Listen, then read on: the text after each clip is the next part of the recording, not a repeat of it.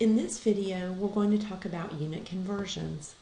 The way that unit conversions work is we're going to use a conversion factor to multiply by a starting number to get to the units that we want it to have. So, for example, if you know that something is 12 feet long and you want to go from feet to yards, you understand that 1 foot is equal to 3 yards. And so you can figure out that 12 feet is equivalent to 4 yards. The amount of that length has not changed, the 12 feet and the 4 yards, only the unit has. So we're going to use what's called the factor label method. And what happens is we multiply a value by conversion factors, and that lets us convert it to different units. What we want to do is cancel the units we don't want, and then we want to leave the units that we do want. And when we use a conversion factor, the numerator and the denominator of that conversion factor need to be equal to each other. So 1 yard equals 3 feet. Okay, so let's look at that example for just a minute. Okay, so if we have, let's talk about our example. We have 1 yard equal to 3 feet. We know that if we start off with feet, if we have a number that has feet in it, we're going to set up a conversion factor, and this is what a conversion factor always looks like. You're going to start off by setting up a set of parentheses with a line in the middle, the numerator and the denominator, and we're going to put things where we want them to make our units cancel. If we start off with feet here,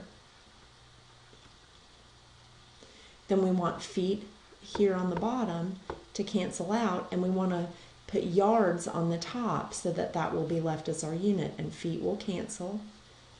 Feet will cancel, and we know that 1 yard is equal to 3 feet. Now, if we started off with yards, we still set up a conversion factor the same way. But in this case, since yards are here, we need yards on the bottom to cancel, and we need feet on top. And what we want to do is look at our equivalencies here. The 1 goes with the yards, and the 3 goes with the feet. So it's fairly straightforward with things you're comfortable with. But now we're going to have to start dealing with metric units and scientific notation and that sort of thing. So it gets a little more complicated. So let's look at this. Hopefully you're working on memorizing your scientific notation. We know that the prefix centi is equal to 1 times 10 to the negative 2 of whatever its base unit is. So if it's centiliters, it's 1 centiliter equals 1 times 10 to the negative 2 liters. 1 centimeter is equal to 1 times 10 to the negative 2 meters. So depending on what our base unit is, if we start off with, in this example, let's say that we start off with meters, some number of meters, and we're going to set up our conversion factor, always think about the units. Meters goes on the bottom to cancel, centimeters goes on top. And then we're going to put the 1 with the centimeter and the 1 times 10 to the negative 2 with the meters on the bottom. And if you start with centimeters, the conversion factor has the same numbers and units in it, it's just flipped. Remember, if centimeters is here, we need centimeters on the bottom to cancel, meters on top. And then we have 1 centimeter here and 1 times 10 to the negative 2 with the meter. And the scientific notation always goes with the base unit. So you want to think about this. Do you guys remember Superman, the comic book hero? He was Clark Kent, the newspaper reporter, and he would go into this phone booth and emerge as Superman. It's the same thing with these conversion factors. Meters goes into this conversion factor, meters cancel, and it comes out as centimeters. Or in this case, vice versa, centimeters goes into that phone booth. So think of that conversion factor as the phone booth for Superman that lets that come out with the correct unit. Let's look a little bit more closely. Let's try a practice problem. So here's something you're probably familiar with, seconds and minutes. So let's set this up. So what we want to do is take our number from our problem and put that at the front. And then we're going to set up this conversion factor, parentheses with the little line in the middle. So think about what unit needs to go on the bottom.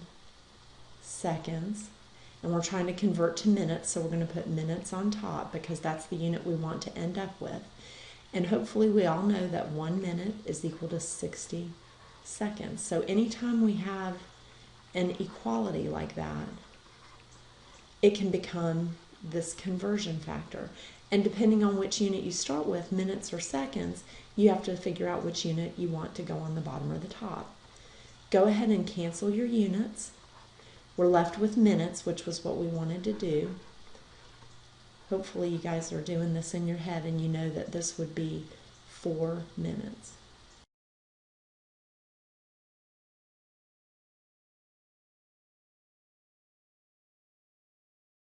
Here we are back at inches and yards again. So we've got 590 inches.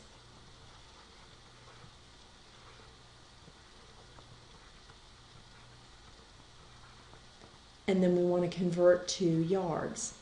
Now, some of you may know exactly how many inches are in a yard. Some of us can't remember that. So we might know that in 1 yard that there are 3 feet. And then in 1 foot there are 12 inches. So we can do what's called a two-step conversion here. If you can't remember how many inches are in a yard, you can use the conversions that you do know. So we need to think about what unit needs to go on the bottom to cancel. So always start with your units. Inches on the bottom, and then feet on top. And we know that in 1 foot there are 12 inches. So remember, any equality like this we can set up as a conversion factor. Now our inches will cancel and leave us with feet. We need to set up another conversion factor to get us to our final unit, which is yards. We're going to end up needing feet on the bottom to cancel and yards on top to leave us with what we want. And we know that 1 yard is equal to 3 feet. So feet will cancel. And go ahead and put it equal to, and we know that our units are yards. And then what we want to do is go ahead and punch that into your calculator. So when you get that, you want to multiply the numbers that are on the top, 590 times 1 times 1, and then you want to divide by each of the numbers on the bottom. So 590 times 1 is 590. Then you want to divide by 12, and then divide again by 3. Don't be tempted to do 590 divided by 12 times 3. So what you want to do when you get out your calculator is you want to multiply each of the numbers on the tops of your conversion factors, and then you want to divide by each of the numbers that are on the bottom. So you'll start with 590, and we know that if we multiply 590 times 1 times 1, that's just 590. And then we want to divide by each of the numbers on the bottom. So we're going to divide by 12, and then we're going to hit divide again and divide by 3, because those are the numbers that are on the bottoms of the conversion factors. And when we do that, we get 16.4 yards. Now I want to show you a common mistake that people will make when they are doing these problems, because what happens is you will say, okay, 590 on the top, and then I'm going to divide it by 12, and 12 is multiplied by 3. So when I do that, you can see I get a completely different answer, 147.5. That's not the correct answer. That's an order of operations error. Remember PEMDAS, where you have the exponents and then multiplication and division have the same level. What happens is that it will multiply and divide in the order that you put those into the calculator. So it's going 590 divided by 12 times 3, when you really need it to be 590 divided by 12 divided by 3. The other way that people will sometimes get that incorrectly, they prefer doing it this way, is they'll say 590 and then they'll say divided by, and if you put the 12 times 3 in parentheses, that will also give you the correct answer. So 16.4. I prefer it the first way. I just multiply all of the numbers on top, I divide by all the numbers on the bottom, and I ignore the ones. If you have questions about how to punch things into your calculator, absolutely ask me during class.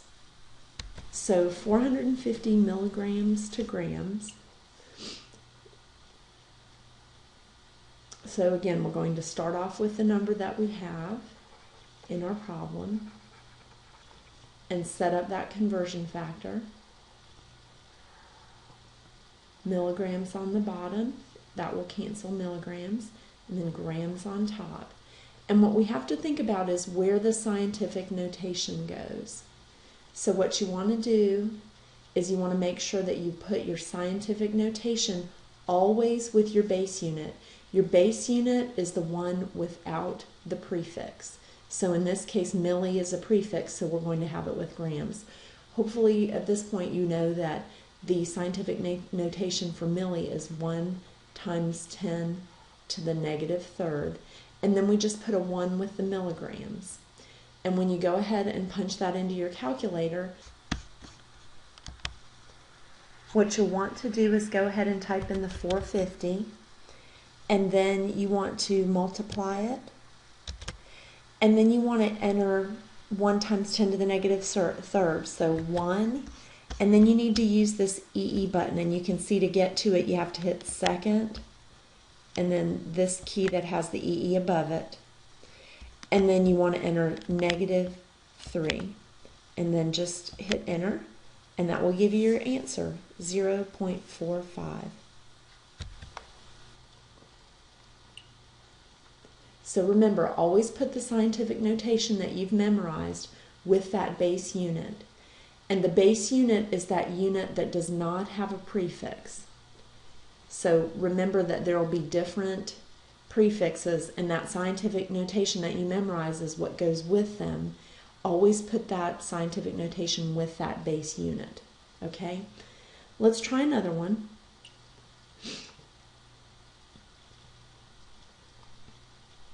So this is centimeters to kilometers. So what's my base unit here? Hopefully you recognize that the base unit, the one without the prefix here, is meters, because we're going from centimeters to kilometers. So this then becomes a two-step conversion. What happens is we want to convert to our base unit first, and then convert to the unit that we're trying to get. So we're going to go from centimeters to our base unit of meters, and then from meters to kilometers. That just became a two-step conversion.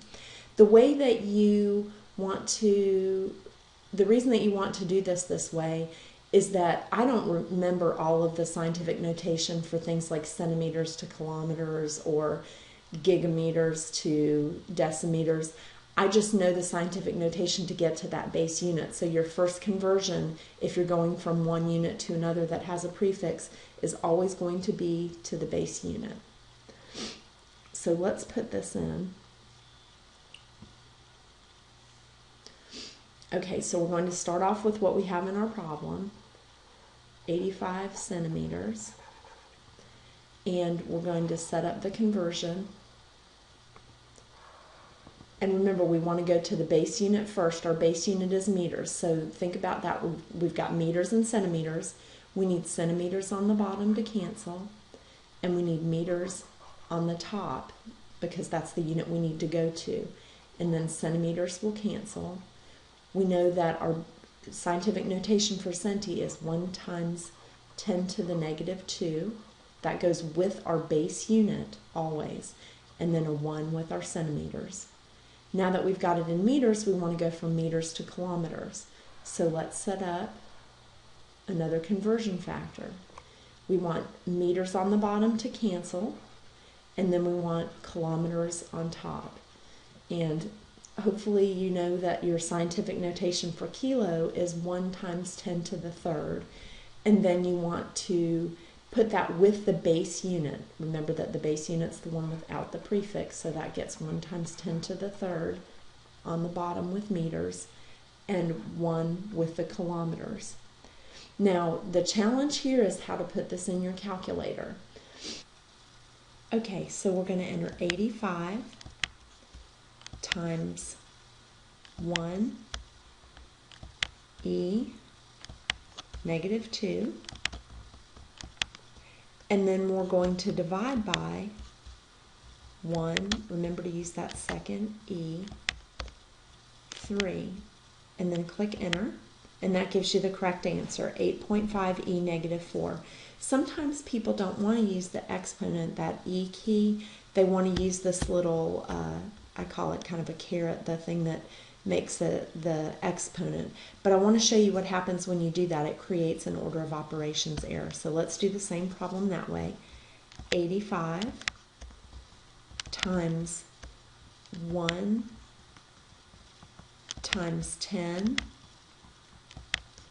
to the negative 2, so I'm going to use my little caret, and then we're going to divide by 1 times 10 to the third. I'm going to use a little caret to make the exponent. And then when you click enter, you can see that you got a different number, and it's not correct, because what's happening is you can see it's multiplying times 1, and then it's multiplying times 10 to the negative 2, which is correct. Then remember, order of operations, multiplication and division are on the same level. So you have it dividing by 1, and then it takes that answer and multiplies it by 10 to the third instead of dividing by 10 to the third. So don't do it that way. Use that exponent key, and that will take care of that problem. So the correct answer is 8.5 e negative 4. And remember that meters will cancel here. You'll be left with kilometers. And the answer that I got was 8.5 times 10 to the negative 4. All right, so let's look at this.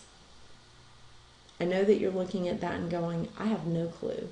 The base unit on that, remember that it's the one without the prefix. So if you take away the prefixes, we know these prefixes. We know kilo is a prefix, and we know micro is a prefix. So PA has to be the base unit. Even though you don't know what that is, that's a Pascal. It's a unit of pressure. And it's doesn't really matter. It's because it's a unit that you don't recognize. It works the same way as meters and liters and things that you are familiar with. So just be aware that there will be units that you're unfamiliar with in the class that will come up from time to time. So let's go ahead and set that one up. Try to set it up yourself. Pause the video, and then we'll take a look. All right. So start off with the number in your problem, 101.325, and it's kPa.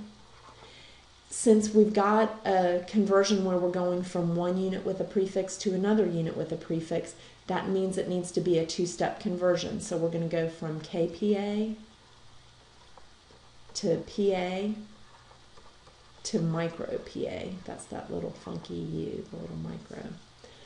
So we're going to set up our first conversion factor. We want, lead with our units, kPa on the bottom, and then plain old PA on the top. Remember that our scientific notation always goes with our base unit. Our scientific notation for kilo is 1 times 10 to the third. And then just put a 1 with the kilopascals.